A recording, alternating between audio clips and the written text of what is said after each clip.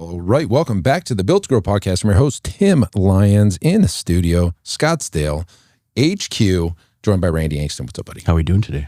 Good. Got a good one. Change, adapt, or die. Just leave it at that. All right, that's it for the show, guys. No, guys, listen, here's the scoop. In this fitness industry, there's trends. There's macro trends, micro trends. And it's so funny because there's whole gyms built around a micro trend that completely become extinct in a matter of like years. Yeah. Right? A couple There's years. major franchises built around them. I mean, I'll just give you an example. If you've been in the fitness industry 5 or 7 years, you remember TRX Studios? Well, TRX was a tool. Yeah. Great tool. We have them here. I have one in my house. Right? I think it was developed by Navy SEAL or something to train out on the, put it over the tank turret and do like, knee tucks and stuff. Here's a scoop, guys. That's a trend, right? It's a micro trend, right? And you've got this, or battle ropes, or say kettlebells. Cycle.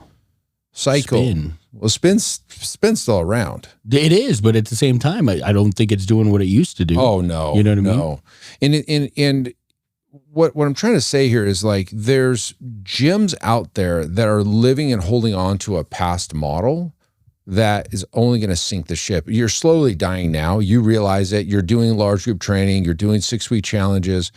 You're doing something or using your marketing that was working 5, 6, 7 years ago, and it's not working anymore. Yeah, I had another conversation about that last week. Yeah. And in order for you to survive in this industry, you have to adapt. You have to adapt because what works yesterday doesn't work today. Sure. And it's just the way the world works. So give you a great example. When I first opened the gym in 2009, okay, we're 16 years ago. Obviously, I opened it in a model. Once we get into the training model, the big thing back then was boot camps. It was CrossFit. It was boot camps. So high intensity interval training was the thing. Yeah. And we ran that wave for a long time.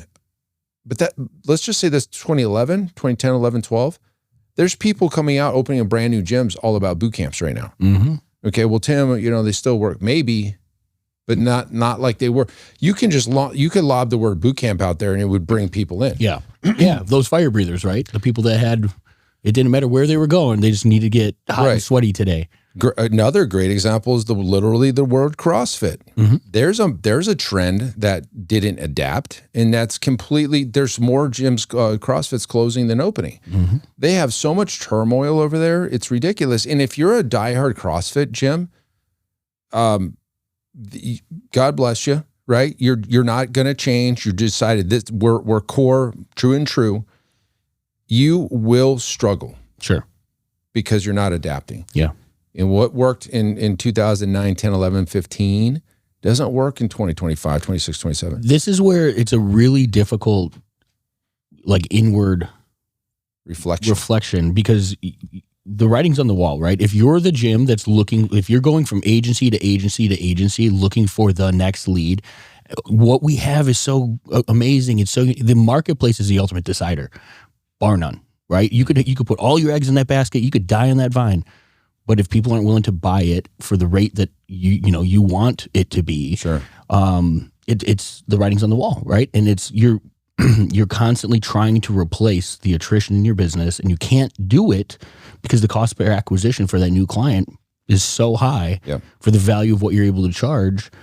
And you have a revolving door. And if that's your business right now, this is a perfect episode for you because it's not about going and working harder. It's not about going and finding the next agency or the next challenge or hook. Look at the model and what you provide. Does that have legs? Is that what people are looking for? It's a great point. Now, I'm speaking about the model, but there's other things that you can adapt to that aren't just necessarily the model. So what I like to do, and I might shoot myself in the foot here, but I'm going to tell you my secret sauce. Ooh. I'm going to share it. I don't look at the fitness industry for inspiration. Completely true. I look outside. I look at what the best businesses in the world are doing. I'm looking out at a different service-based operations. The fitness industry is in this like vacuum. Echo chamber, vacuum, whatever you want to call it. You guys need to get out of it. Okay. And so the people that we bring in to speak at our events, at our Iron Circle events, most of the time are outside. Almost all of them are outside of the fitness industry. Not to say that there's not some good folks out there. I'm just looking for new and better. It's innovation, right? And if you're in a room of nodding heads, when everyone just agrees, oh yeah, that's good, that's good, that's good, or that's what we've done forever. Yeah, that's good, that's good. You're not innovating. You're not adapting. You're not changing. It's just holding on. And I see that with gym owners all of the time. Yeah. And I would tell you, I mean, we're talking to gym owners, but there's coaches that listen to the show too. I would challenge you to ask the owner specifically why you do certain things. Okay. And if the answer is like, that's the way we've always done it, then that's a problem. I had this conversation yesterday with one of the gym owners I was on the phone with, right? And if we look at the business with a level of intentionality that I think blows away 99% of businesses out there, from the color of the walls to the music that's played to the cleanliness, everything has a reason that we do things the way we do it. That I use that exact point. If you ask your question, if you ask yourself the question in your business, why do we do it this way? And it's just, that's the way that it's been done. Yeah. That's not a level of intentionality. It might be ignorance, right? It might just be the fact that I've never thought about it. I don't know the best way. I've never challenged that thought. And I use the example, or I tell gym owners, I go, my job as your coach is not to if I disagree with you, or if I challenge you on something, it's not that I disagree. I'm doing it intentionally to make sure you're convicted in the decision that you have. There's a reason for it. Exactly, right? Give me the reason, right? Make it make sense. Why do you do things this way? Yeah. And if you don't have that answer, then that is the challenge. Create some conviction around why you do it, right? Sell it to yourself. Do you have belief in what you're bringing to the table? Is it part of your ethos, your methodology? Do you believe in the product that you serve? And if the answer is no, here's a great example. Do you go to the gym yourself and train the same way you train clients? If it's not in alignment, have you made a business decision to serve a group of people that isn't the same as you as the avatar? Or is it just a difference of, well, that's how we've done things, and I'm not going to make the change to what we know to be true today. And that's where your opportunity lies. Well, I got a great example. So I go and get smoothies or protein shakes at the supplement place. Okay. And during COVID, they had these two doors, and one's right by the register and one's kind of like open into the showroom or whatever. And they locked the one by the register. They locked it. And at the time, it was because they didn't want people crowding around the front desk. Okay. And I know that's why they closed it, because I specifically asked, why is this locked? Yeah. Well, we don't want people bundling up right here because we have to keep separation. Okay. That door is still locked today. And I asked the girl at the front desk, I was like, hey, do you know why this door is locked right here? I don't know. She probably wasn't even in the business back then. She wasn't. She wasn't in the business. And I go, well, the reason this door is locked is because during COVID, they didn't want people to crowd around the door. She goes, really? I go, yeah. Is there any reason to have this door locked right here anymore? No. The reason it's locked is because that's the way it's always been done. Yep. It's inconvenient for me. I got to go through this other door and then loop around when I can just go right to, that's right where the smoothies are, right there. Yeah. But it is what it is. And that's just a great point. I go, I challenge you, girl, at the front desk to ask your management why this door is locked. And I'll tell you why it's locked, because I was here before it was locked and after it was locked. And the reason it was locked is because they didn't want people crowding around the door. And at the time, okay, kind of made sense because people would just bundle up right there. And now when they go through the other door, they got to stretch out, right? Mm-hmm. Oh, that made sense. But there's no reason for that to still be locked, right? And it's just the way it was always been done. And it's like, gosh, if we get into a political rant, it's like government, right? It's like government. Especially around this issue of big change. Like, let's just talk about 9/11. Okay. Talking about 9/11. So there's a big terrorist attack in the United States. It was done via airplanes. The TSA adopted all these new rules. Yes. Tons and tons and tons of new rules. One of those rules is take your shoes off. Okay. You still got to go through the x-ray machines. There's no reason to take your shoes off. There really wasn't one back then, but they did it out of scare tactics. Like there could be a bomb in the shoe or whatever. But there's no reason today. The reason it's there It's because it's been there. Because they put it in there. And but if somebody was going to reevaluate the TS, and then why is one airport different than another airport and then another airport? There's no consistency across how they scan people at airports. There's also there's so many things that I question in life, right? Anything that you can question. So I don't know. We're going completely off into tangent, but this is, I guess we'll loop it back in. Mm-hmm. We'll loop it back. There's two things in life, that I'm thinking off the top of my head that they don't get. Okay. You've got to go through TSA and you got to check your bag and you got to do all this stuff. But then if I wanted to, I could literally go to the airport right now, pick up 3 bags and leave. Yeah. Nobody's checking for those bags. Yep. I could steal everybody's bags. You just have to be the first person at the terminal to make sure, or the roundabout to make sure your bag isn't going to somebody else. Or be the last one when there's 4 bags that the person missed their flight and you can just take their bags. Okay, that's the second thing is I can go to the pharmacy right now that I know you have a prescription at. Oh, yeah. And I can pick up your prescription. Who are you picking up for? Not for me. I'm picking up for Randy. What's his birthday? What's his address? Cool. Pay for it. And I can get your painkillers. I can get your... what? That doesn't make sense either. Narcotics. And the thought there is, well, the person's sick at home. They can't come up to the... You know what I mean? Yeah. But like, how can I go pick up your... But I have to go through this giant loophole, go to a doctor, get blood work, get my prescription, and then somebody else could just get it. All right. Completely off topic. But Helen is, she's shaking her head. Yeah, that's true. It's a good point. Really true. I don't understand. Yeah. But the point of this show is you have to question why you do things. Yeah. There's things in your business right now that are not productive. Maybe it's a meeting that you're hosting and it's just like you're not really getting anything out of those meetings. Cut the meeting. Stop the meeting. Yeah. Maybe it's you guys are holding on to an old pricing structure that doesn't serve you guys anymore. Change it. Yeah. Well, Tim, I can't change it because I'm going to hear about, you are. As soon as you make any change, you can add a time. I say that all the time. You could cut your price in half, double the amount of sessions that you give people, and they're like, someone's leaving. They're like, no, it's too good to be true. Yeah. Nope. I'm out of here. Nope. I like change. Yep. I don't like change. I'm leaving your gym. Right. So it's just really, really interesting that there's things out there that you guys probably can, and you can fix anything, but you should be fixing, but you're holding on to an old model, or there's a new way to do things. You're running your programming off of clipboards. Right, you're doing an old model, right? As far as the programming goes, or the delivery, you're charging way less than you should, but you don't change it, and you're going to die. So that's the name of this episode: change or die. Yeah.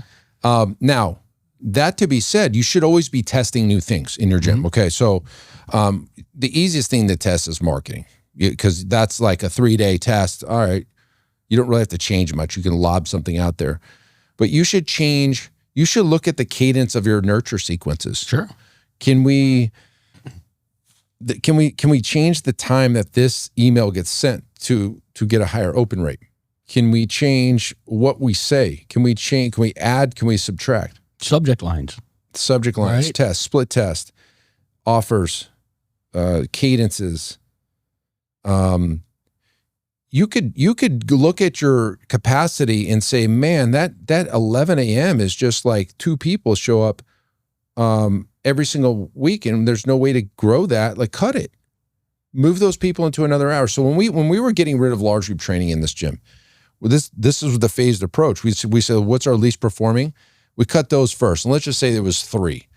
Well, the people got a little shook, but then they adapted and they moved into the other sessions, and then those other sessions became bigger. Yep. Right. And so now I've got this open gap. What can I do to make money in that spot? Right. So then we add some private training there. And so like, it's optimizing the business. There you go. Through data.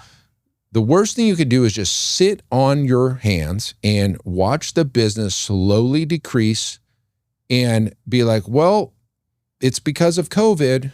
Before COVID, we were really doing great with this. And because of COVID, we can't do it like we would. Shut up, man. There's no excuse for COVID anymore. Yeah. It's 5 years ago. Yep. If you're using COVID in your thought process of why you're not succeeding, that's the problem. That's the problem itself. Yeah. COVID's over. Yeah. Nobody cares about COVID anymore. I have an example. We were talking with one of our coaching clients about the offer, right? And she made mention, right? She was sharing copy that she was going to launch in a new set of ads. And the offer was, I think was it 50% off or a discounted rate, or it was some form of discount. And I said, have you tried the same thing without the discount in the first month or whatever it was? And she goes, no. She goes, that was what my previous agency recommended, and I fired them. Oh, well. I go, well, then why are we using what they recommend? If you didn't get the result with them, this is what they recommended. Why are we going back to something that wasn't working instead of challenging or testing something new? Well, I mean, we know that it can be done. We know that gyms, we teach gyms every day to be able to sell memberships without having to discount their opportunities. But if you don't test it in your marketplace, if you never try it yourself, you're always going to gravitate back towards a discount, the lowest hanging fruit, the easy path of least resistance type thing. And you don't have to, right? I mean, we sell high value programming at a respectable price point. The delivery matches the value of what we bring to the marketplace, the price that we ask for it. But every gym owner, that we talk to can't raise their rates from 15 years ago. Why? Because you're afraid, the fear of the change. And that's a big thing. We use data to strip away a lot of that emotional resistance. When you know your numbers, I mean, let's say you do a price raise, right? The percentage of price that you raise is pretty much equivalent to the amount of clients you can lose and still make the same amount of money. Right. It's not a bad thing to serve less people at a higher value. It's a much easier business to run. And then you can refill that, the client, the number, get the people back after the fact, find the people that resonate with what you do bring to the table. But don't hold yourself to where you were because you're afraid of taking that next step. And that's the hardest part is gym owners. I'm sure there's a lot of things that we've talked about that you've thought about, but you haven't made a decision for some reason. Why? What is that reason? Fear. You're afraid to lose a client. You're scraping by as it is. And so like if you change something, they're going to leave and you're going to be in the hole. I wouldn't say 100% of the time, but I would say a good majority, probably 80 to 90% of the time, firing a client that's really the one dragging your business down ends up being the best decision you've ever made. I've fired 5 clients in 16 years here. And it usually by the time I hear about it, it's way too late. But it's easy for me to fire a client because I already know what the outcome is. And so I'll give you an example. We have a client that's in a group of women that is the cancer, right? Like she's always bitching. Her life sucks already. So she comes in here and just drags everybody else down. Well, we got these 5 other women that this is their enclave. They come here as a place to train and get away and work on themselves. And then you got this cancer in there that's just like, the Trump or the government, like I've got a flat tire last week. Okay. Right. And then what's even worse is when they start bad mouthing the business. Sure. Yeah. They cut this time, or man, that coach really sucks. Or, they lost this coach. They don't know what they're doing at the gym, right? That ownership, or they start bad mouthing something. And then it starts to catch screw. So what you're going to do is you're going to fire that client. And what's going to happen is those other 5 women are going to thank you. Yep.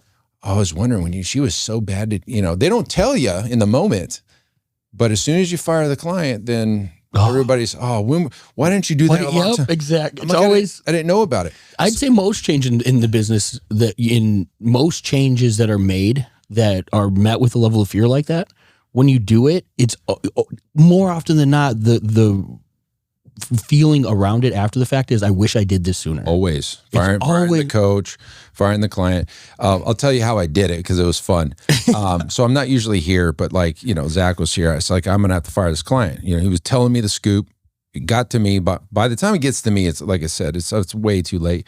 So the lady comes in at 8 a.m. So I get here about 7:45. I bring her in the office and I basically said, I've gone ahead and canceled your membership. You're no longer a member here, and we're just not a good fit for you anymore.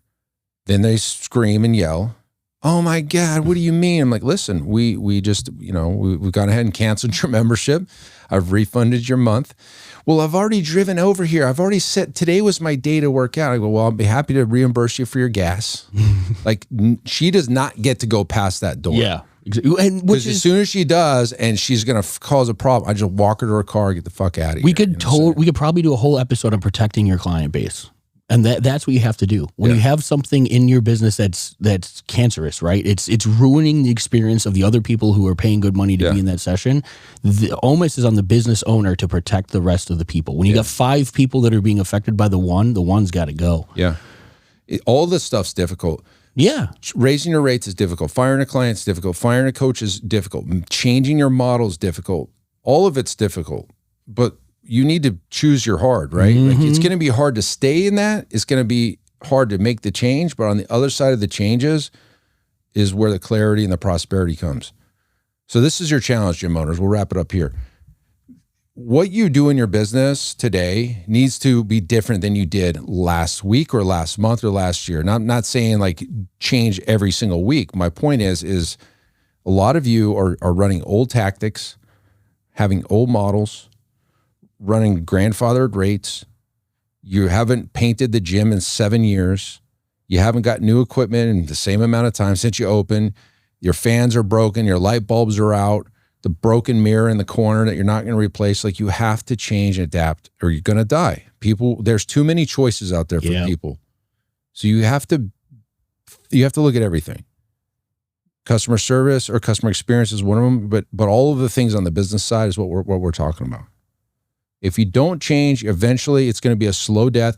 What will happen is you'll do 500 grand this year, and then next year do 470, and then the next year you'll do 440, and then it's 290, and then it's 7 years later, and you're doing 1/4 of what you were doing, and you're like, well, COVID, right? Like, something's going to be an excuse. The excuse, yeah. It's because you haven't changed, you haven't adapted. Hopefully that helps you guys. Don't be that person. Until next episode, keep changing lives. We'll see you on the next show. Bye. All right. Thanks for listening to another episode of the Built to Grow podcast. If you want more help growing your business, join our free Facebook group, Profit Accelerator, helping training gyms grow to $30,000 a month and beyond. We'd love to see you there. Go check out the show notes for the link and keep building something great. And we'll see you in the next episode.